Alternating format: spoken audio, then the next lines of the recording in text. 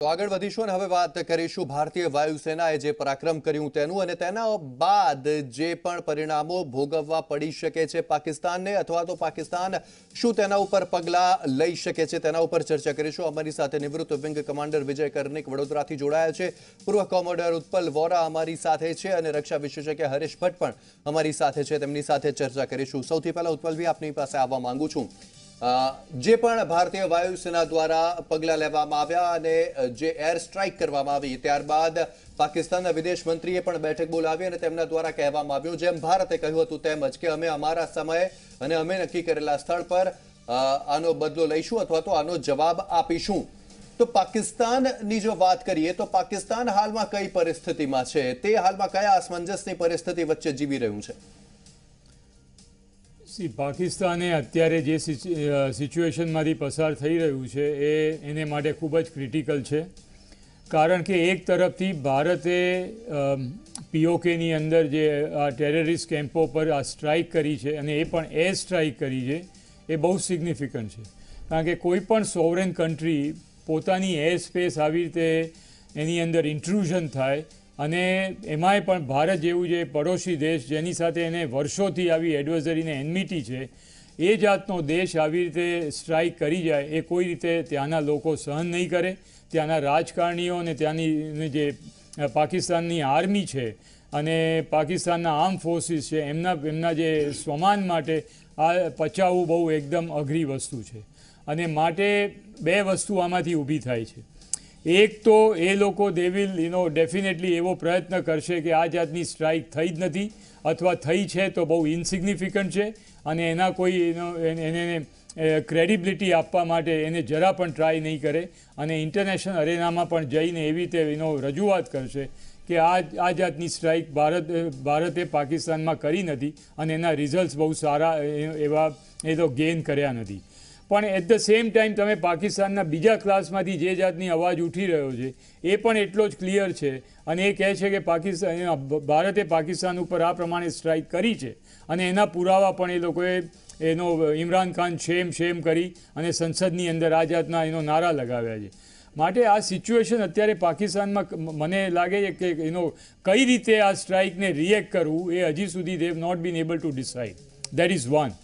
પણ having said that we have to be as a good nation અને as a good military power in the region we have to be fully prepared કે કોઈ પણ દેશ પોતાના આત્મસન્માન માટે કોઈને કોઈ રીતે એ રિટેલિએટ તો કરશે જ અને એ જો કરે તો આપણા પ્લાનિંગની અંદર એ બધું સ્ટ્રક્ચર કરેલું હશે, ફેક્ટર કરેલું હશે અને એ પ્રમાણે arm forces that is army, navy, air force ત્રણેયનું ડિપ્લોયમેન્ટ થયેલું હશે અને માટે મારું એવું માનવું છે કે પાકિસ્તાન જ્યારે ઇકોનોમિકલી આટલી બહુ જ ખરાબ કન્ડિશનમાં છે, ઇન્ટરનેશનલી એને કોઈ સપોર્ટ આપવા તૈયાર નથી અને જે રીતે એ પોતાનું સ્વમાન ગુમાવી ચૂક્યું છે ડિપ્લોમેટિક એન્વાયરમેન્ટ, એ વખતે એને લાંબો સપોર્ટ ચાઇના ને સાઉદી અરેબિયા અને મે બી નોર્થ કોરિયા સિવાય જેવા ઇન્સિગ્નિફિકન્ટ દેશો સિવાય મળવાનું બહુ મુશ્કેલ છે અને માટે એણે આ અત્યારે ટાઈમ સાચવી લેવો જોઈએ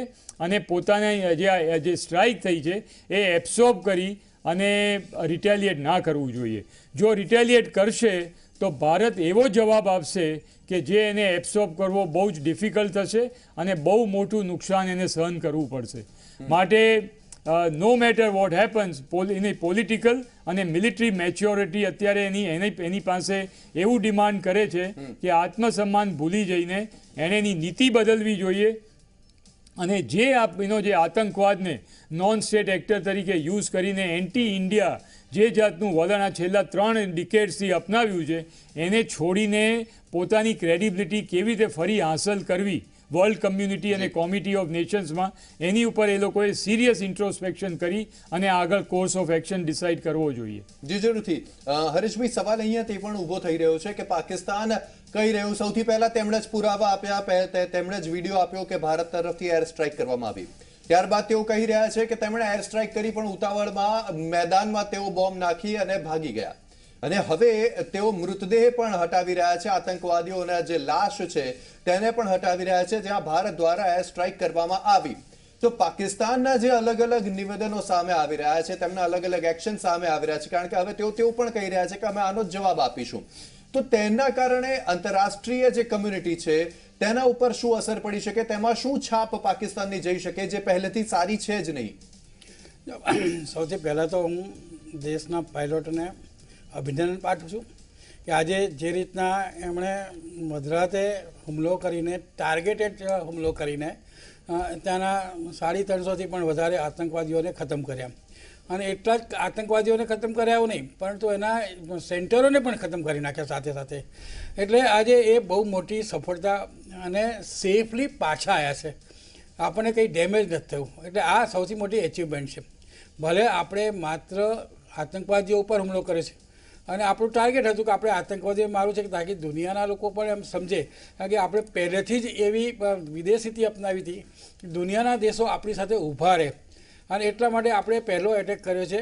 અને હું તો કહીશ કે આ એટેક છે જ નહીં, આપણે એક થપ્પડ જ મારી છે, એક મુક્કો જ માર્યો છે એને, કે જો સમજી જા, જો આટલેથી બધું, અને જો આગળ વધીશ તો તારી હાલત શું થશે એ બતાવવા માટે કર્યું છે. માત્ર હુમલો કરીને, કારણ કે આપણા એરક્રાફ્ટ જે છે, અને એ મિરાજ એરક્રાફ્ટ બહુ લો ઉડીને ટાર્ગેટેડ ફાયર કરવાવાળા એરક્રાફ્ટ છે, જે આજે સૌથી નીચે એમાં ઉડીને પણ એ 5-10 ફૂટનો પણ ડિફરન્સ ના થાય, એક્યુરેટ ફાયરિંગ કરીને એ છે તો પાછા આવી શકે એવી છે.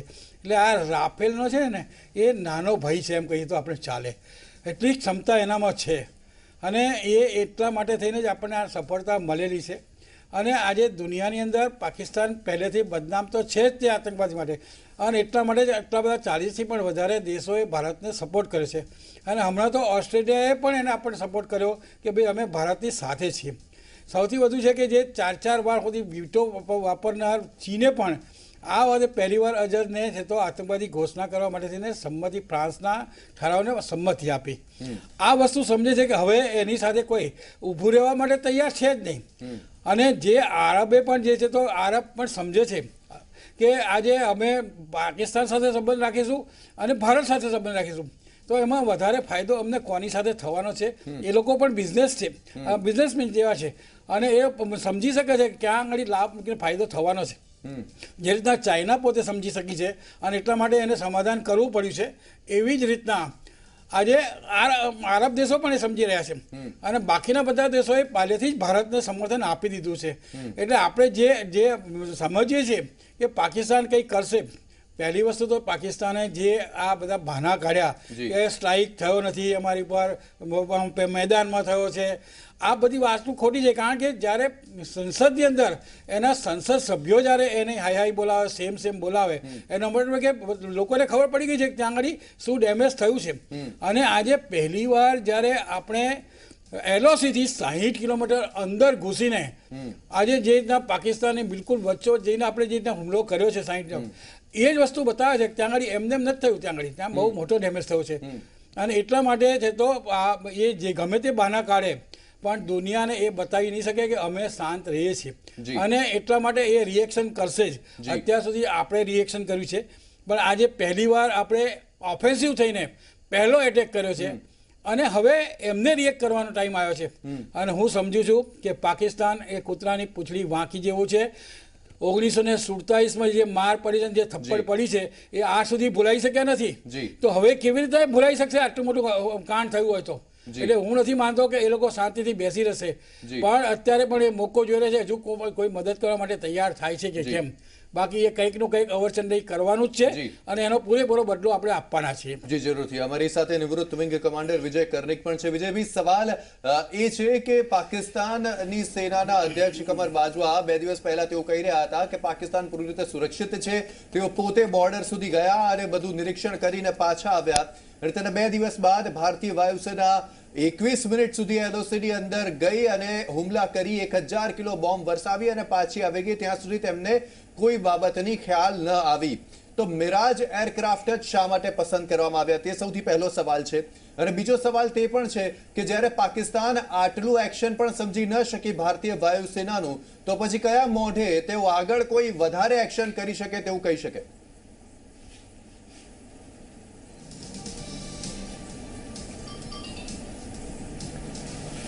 अच्छा पूछा आपने. पहले मैं बताना चाहता हूँ कि पाकिस्तान ने क्या समझा था और क्या हो गया। जैसे कि आपने बताया कि जनरल बाजवा वो पीओके में चक्कर लगाने गए थे 14 तारीख होने के बाद। उन्होंने क्या किया कि जो एलओसी के पास वो लॉन्च पैड थे उसको पूरा तरह से खाली करवा के उनको 3 जगह शिफ्ट करा दिया। एक तो बालाकोट ऐसी जगह है कि वहाँ से बहुत बड़ा ट्रेनिंग सेंटर उनका है। उसमें इलेक्ट्रॉनिक वॉरफेयर, केमिकल वॉरफेयर, सब तरह का ट्रेनिंग वहाँ एडवांस ट्रेनिंग दिया जाता है टेररिस्ट को। दूसरी बात है ये मुजफ्फरनगर और तीसरी ये चक्रोट। ये 3 जगह इन्होंने पूरे खाली करके, ये सब लॉन्च पैड खाली करके सबको वहाँ पर 3 जगह लेके आए। और फिर उन्होंने सोचा कि ज़्यादा से ज़्यादा ये अपनी इंडियन आर्मी क्या करेगी, फिर से सर्जिकल स्ट्राइक करेगी। 1-2 पैड पे जाएगी, वहाँ पर लॉन्चिंग पैड पे उनको कुछ नहीं मिलने वाला, उनको पाकिस्तानी कुत्ता भी नहीं मिलने वाला। और फिर हम हंसेंगे कि क्या किस तरह का स्ट्राइक किया। तो ये गलत फहमी में इन लोग थे कि हमने अभी चुपचाप से सब लॉन्चिंग पैड खाली कर दिए हैं और किसी को पता नहीं है, लोग समझ रहे। मगर हमारे इंटेलिजेंस ने पता कर लिया है कि ये सब लॉन्चिंग पैड खाली होके ना तो हुए हैं। ये पूरे सब जनता जो है, जब सब टेररिस्ट 3 जगह इकट्ठा हो गए हैं, ऐसा मौका कभी मिलने वाला नहीं। तो इसकी तैयारी चालू हो गई थी और उसमें से इंटेलिजेंस ने 5 टारगेट्स दिए थे। उनमें से एयरफोर्स ने 3 टारगेट्स चूज़ किए और उस पर आपको पता है हमला बोल दिया। और उसका भी डिसेप्शन प्लान बहुत अच्छा बना है एयरफोर्स ने जी। नाइट फ्लाइंग जगह जगह चालू कर दी जी। और उसके बाद में ग्वालियर चूज़ किया कि ग्वालियर से हवाई जहाज जाएंगे जो कि वहाँ पहुँच नहीं सकते। मिड एयर रिफ्यूलिंग हुआ, उसका रिफ्यूलिंग किया, जो आगरा से टैंकर गया उसको रिफ्यूलिंग किया और इन्होंने बस 20-22 मिनट में 3 जगह तबाह कर दिए। सभी आतंकी वहाँ थे।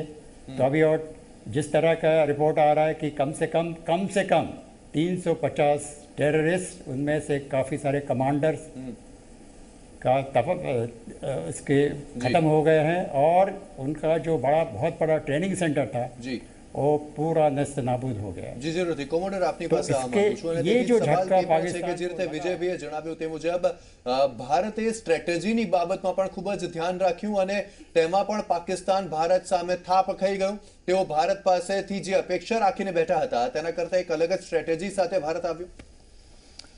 ચોક્કસ, એમાં કોઈ બેશક નથી, કારણ કે જે જાતનો રિસ્પોન્સ પાકિસ્તાન એન્વિસાજ કરી રહ્યું હતું એની કરતાં વધારે ડીપર રિસ્પોન્સ ઇન્ડિયાએ સ્ટ્રક્ચર કર્યો અને આ રીતે જે સ્ટ્રાઇક કરી અને એમાં એનો અપ ટુ 80 કિલોમીટર્સ અંદર જઈ અને command and control centre, operation centres ઉપર જે જાતની સ્ટ્રાઇક કરી છે એ મે બી પાકિસ્તાનના પ્લાનર્સ કે પાકિસ્તાનના મિલિટરીએ આ કદાચ વિચાર્યું નહીં હોય અને માટે અત્યારે જે જાતની મિટિંગો થઈ રહી છે ઇસ્લામાબાદમાં અને રાવલપિંડી GHQમાં, that is indicative of that fact કે પાકિસ્તાન ટોટલી ઊંઘતું ઝડપાયું છે। પણ having said that we should not take our advisory lightly અને અત્યારે જે કોઈ પણ સોવરેન કન્ટ્રીના LOCની અંદર આ પ્રમાણે જઈને આપણું જ્યારે એડજસન્ટ નેબર આ પ્રમાણે સ્ટ્રાઇક કરે તો એને માટે Pakistan some kind of retaliation will definitely એ લોકો કરશે અને એને માટે આપણે તૈયાર છીએ અને તૈયાર રહેવું પડે। પણ એ પાકિસ્તાનની સૌથી મોટી મિસ્ટેક હશે, કારણ કે એ જો એ રિટેલિએશન કરશે તો એનો જડબાતોડ જવાબ ઇન્ડિયન આર્મ ફોર્સિસ ડેફિનેટલી આપશે અને વધારે it will be more aggressive, મોર પ્યુનિટિવ અને ઇટ વિલ બી કોમોડર એટલે સવાલ એ પણ બને છે કે શું આ જ પ્રકારની એક સ્ટ્રેટેજી પણ હોઈ શકે કે પહેલા એક નાનું ઓપરેશન અથવા તો સ્ટાર્ટઅપ ઓપરેશન કરીએ અને ત્યારબાદ પાકિસ્તાન જો રિટેલિએટ કરે તો આપણે સામે વધારે કડકાઈથી અને વધારે મજબૂતાઈથી જવાબ આપીએ, કારણ કે ત્યારે ભારત પાસે વધારે ઠોસ એક કારણ હશે પાકિસ્તાનને જવાબ આપવા માટેનું। મેં પહેલાં પણ કહ્યું છે અને હજી પણ હું રિપીટ કરું છું કે જ્યારે તમે when you are thinking about military option other than say diplomatic economic industrial offensive ને જે બધું કર્યું એ વાત અલગ છે. But when you come to military option and when you start exercising it, specially આપણે જ્યારે પાકિસ્તાન જેવો ન્યુક્લિયર આર્મ નેબર હોય ત્યારે you have to go in a very in a appropriate manner, અને that the response that you have to give is sufficient as per the event that has taken place. So પુલવામાનો જે attack થયો ને એનો બદલો લેવા માટે એટલો જ કેલિબ્રેટેડ, મેજર્ડ અને ગ્રેડેડ રિસ્પોન્સ અત્યારે આપ્યો છે. હવે નાઉ the ball is in Pakistan court. ક્યાં તો પાકિસ્તાન એબ્સોર્બ કરી અને યુનાઇટેડ નેશન્સમાં દોડાદોડ કરીને બૂમાબૂમ કરે અને જે હોય વર્લ્ડ ઓપિનિયન પોતાની તરફ કરવા માટે ટ્રાય કરે. પણ જો પાકિસ્તાન ફરીથી હવે રિટેલિએશન કરવાનો ભૂલ કરે તો he will be going up the escalatory ladder. Therefore we will also calibrate that accordingly, અને એ જ પ્રમાણે ઉપર જવાનું છે. માટે જેમ જેમ એસ્કેલેટરી લેડર મિકેનિઝમ જે ઇફેક્ટિવ થાય અને જેમ જેમ આપણે ઉપર જઈને આપણે એને વધારે ને વધારે વધારતા જઈએ, એ જ પ્રમાણે પાકિસ્તાનના કોર્ટની અંદર હંમેશા આપણે બોલ ફેંકવો પડશે. અને then we have to tell the world કે અમે જે કર્યું એ અમે તો સેલ્ફ ડિફેન્સ માટે કર્યું, અને સેલ્ફ રિસ્પેક્ટિંગ નેશન તરીકે આ જે ડિસિઝન લીધું એ બિલકુલ જરૂરી હતું. લોકોમાં આક્રોશ હતો અને માટે આ બધું અમારે કરવું પડ્યું. પણ હવે જો પાકિસ્તાન તેની જે આદત ના સુધારે અને હજી પણ રિટેલિએશન વિચારે તો we are duty bound to react, અને રિએક્ટ ફોર્સફુલી. માટે it's a well calibrated strategy, અને that will pay out in a very very handsome dividend to Indian policy makers. જીજુરથી હરેશભાઈ, બીજો સવાલ સાથે એ પણ ઊભો થાય છે કે જો પાકિસ્તાન રિટેલિએટ ન કરે, પાકિસ્તાન હવે ફરી સામે કોઈ જવાબ ન આપે, તો શું ભારત પાસે તેવી શક્યતાઓ છે, તેટલી જગ્યા છે કે તે ફરી આ પ્રકારનો કોઈ નાનો હુમલો અથવા મોટો હુમલો કરી શકે ખરું, કે પાકિસ્તાન સતર્ક હશે? આ સવાલ હું તમને સેનાની કેટલી શક્તિ છે કે સેના શું કરી શકે તે આધારે પણ પૂછવા માંગુ છું, અને સાથે જ સ્ટ્રેટેજીના આધારે પણ પૂછવા માંગુ છું. પાકિસ્તાનનો જે નેચર છે ને, એ નેચર પ્રમાણે જોઈએ ને તો એ શાંતિથી નહીં બેસી રહે. એ આપણે ખાલી ધારણા જ કરવાની. ભલે અત્યારે એણે કહ્યું છે આપણી જેમ જ કે અમે બદલો લઈશું, અમારા સમય લઈશું, અમારા ટાઈમે લઈશું, અમારી રીતના લઈશું, પણ તો એ વધારે સમય ચૂપ બેસી શકે એમ છે જ નહીં. કે અત્યાર સુધી એ એટેકિંગ મૂડમાં જ હતું, અને જેટલા વોર થયા એ બધામાં એટેક શરૂઆત એમણે કરી છે. આપણે માત્ર રિએક્ટ કર્યું છે અત્યાર સુધી, અને આપણે એનો જવાબ આપ્યો છે. પહેલી વાર આપણે એટેક કર્યો છે, અને એ પણ LOC ક્રોસ કરીને એટેક કર્યો છે. એટલે આ જખમ જે છે ને એને સહન કરો કે એને ઓબ્ઝર્વ કરવો ને, એ એના માટે બહુ મોટી વસ્તુ છે. અને એ જો કરશે ને તો પાકિસ્તાનની પબ્લિક પ્રધાનમંત્રીને જીવવા નહીં દે ત્યાં આગળ. હજુ તો શરૂઆત થઈ છે સેમની કે છે તો મુર્દાબાદની, પણ ત્યાં લોકો મારવા જશે ત્યાં આગળ એવી હાલત છે. કારણ કે ત્યાંની પબ્લિકનો નેચર એવો છે કે એ આવું છે તો અપમાન સહન કરી શકે એમ છે જ નહીં. આ પહેલી વસ્તુ છે. બીજી વસ્તુ છે કે ભારતની સેનાઓ પર એટલી બધી શક્તિ છે, આપણે હજુ તો ઉપયોગ જ નથી કર્યો. અને જે રીતે એમને ઊંઘતા ઝડપ્યા છે કે આજે આટલે સુધી, કારણ કે એક વસ્તુ સમજવા જેવી છે કે એક લોન્ચિંગ પેડ અને ટ્રેનિંગ સેન્ટર, આ બેમાં બહુ ફરક છે. આજે ટ્રેન થયેલા લોકો અંદરના ભાગમાં હોય, અને પછી ટ્રેન થઈને જ્યારે ભારતમાં ઘૂસણખોરી કરી હોય ત્યારે એ લોન્ચિંગ પેડમાં આવતા હોય છે. આ લોકોને એમ હતું કે અમે લોન્ચિંગ પેડમાં જે માણસ છે અત્યારે ભારતને ખબર નહીં પડે ને અમે અંદર લઈ જઈશું ત્યાં આગળ. પણ એમને ખબર હતી કે ભારત LOC ક્રોસ કરશે, કારણ કે એવી અપેક્ષા જ નથી કે ભારત LOC ક્રોસ કરીએ ત્યાં હુમલો કરે. અને એ આપણે કામ કર્યું છે, એ એમની ધારણા બહાર હતું. અને ખુવારી બહુ મોટી થઈ છે, કારણ કે એક લોન્ચિંગ પેડમાં 300 આતંકવાદીઓ હોય છે. અને આજે 3 યુનિટો એ લોકોના ખતમ કર્યા છે. જેટલા હતા LOC ઉપર એ બધાને ત્યાં શિફ્ટ કર્યા છે. એટલે બહુ હજુ આપણને ભલે એક્ઝેક્ટ આપણને આંકડો નહીં મળ્યો હોય, પણ તું ત્યાં આગળ આ ડેમેજ બહુ મોટું થયું છે ને એને એ પાકિસ્તાન વાયુસેના જ આપી શકશે. હા, એ જ આપશે. અને ઇવન અમુક સમય જતાં પાકિસ્તાન પણ આપશે કે અમારી આટલી ખુવારી થઈ છે એટલા માટે અમે એટેક કરીએ છીએ. એ પોતાના એટેકને જસ્ટિફાઈ કરવા માટે એ તેઓ એમ કહેશે કે અમારા આટલા લોકો મર્યા એટલે અમારે કરવું પડ્યું છે, એવું દુનિયાને દેખાડવા માટે કરશે. અને આ કરવાનું એ નક્કી છે. અને એટલા માટે હું કહું છું કે એ આપણી ક્ષમતા છે હજુ પણ એ ઓછી આંકી રહ્યું છે. પણ હવે એ જરૂરી છે કે જે LOC પાર કર્યું છે, LOC ઉપર અત્યારે પાકિસ્તાની ટોટલી ખાલી કરીને જતા રહ્યા છે. અને તે વખતે હું અત્યારે મારા ઓપિનિયન પ્રમાણે કે ભારતની જે સેના છે એણે ટેન્કો લઈને અત્યારે એલઓસી ક્રોસ કરીને અંદર ઘૂસી જવું જોઈએ. આ આપણો બીજો સ્ટેપ હોવો જોઈએ. જી જરૂરથી તેના ઉપર ચર્ચા કરીશું. આપે જે વાત કરી તેના ઉપર ચર્ચા કરીશું. કોમોડર તેનાથી કેટલા સહેમત થાય છે તેની પણ વાત કરીશું. પણ હાલમાં રોકાઈશું એક નાનકડા બ્રેક માટે. ચર્ચા યથાવત છે.